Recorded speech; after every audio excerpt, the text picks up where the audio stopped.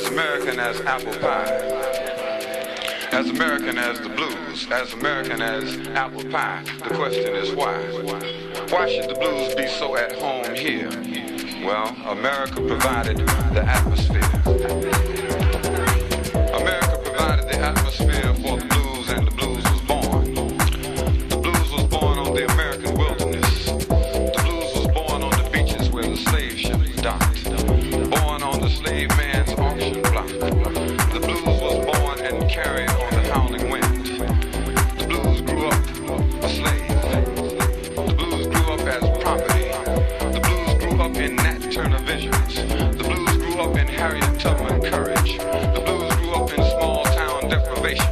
The blues grew up in big city isolation. The blues grew up in the nightmares of the white man. The blues grew up in the blues singing of Bessie and Billy and Mom.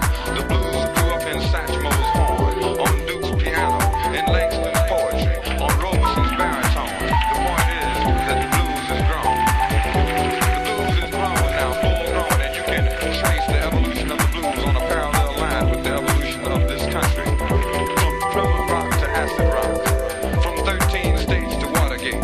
The blues is grown, but not the whole. The blues is grown, but the country has not. The blues remembers everything the country forgot.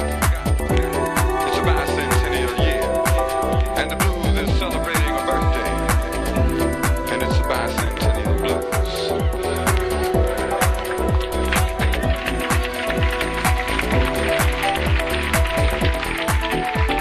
America has got the blues, and it's a bicentennial edition. The blues you might amuse you, but make no mistake, it's a bicentennial year.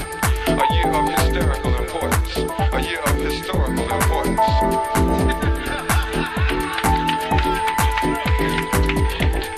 Ripped off like donated moments from the past. 200 years ago this evening. 200 years ago last evening. And what about now? The blues is now. The blues has grown up and the country has not. The country has been ripped off. Ripped off like the Indians. Ripped off like jazz. Ripped off like nature. Ripped off like Christmas. Manhandled by media overkill. Goosed by aspiring vice presidents. Violated by commercial corporations. A bicentennial year. The year the symbol transformed into the BUY centennial. Buy a car, buy a flag, buy a map. Until the public in mass has been bludgeoned into bicentennial submission or bicentennial suspicion. I fall into the latter category. It's a blues year, and America has got the blues. It's got the blues because of partial deification of partial accomplishments over partial periods of time. Halfway justice, halfway liberty, halfway equality. It's a half-ass year.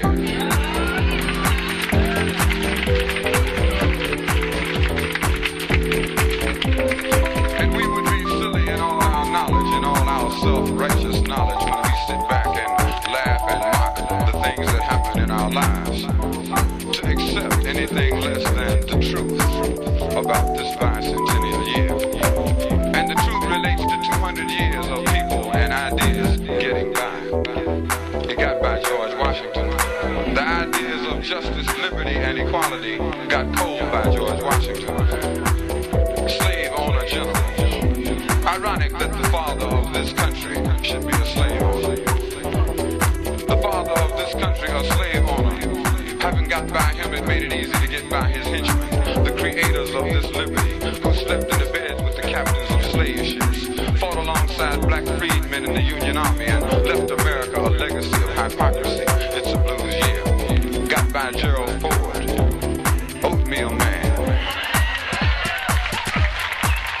has declared himself at odds with people on welfare, people who get food stamps, daycare children, the elderly, the poor, women, and people who might vote for Ronald Reagan. Ronald Reagan, it got by him. Hollywood.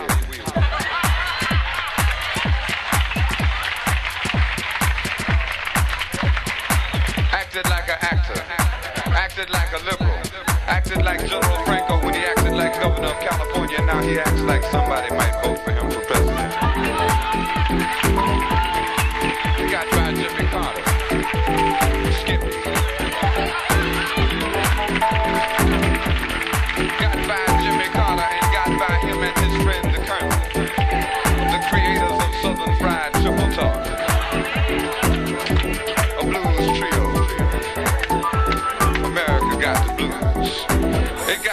Henry Kissinger.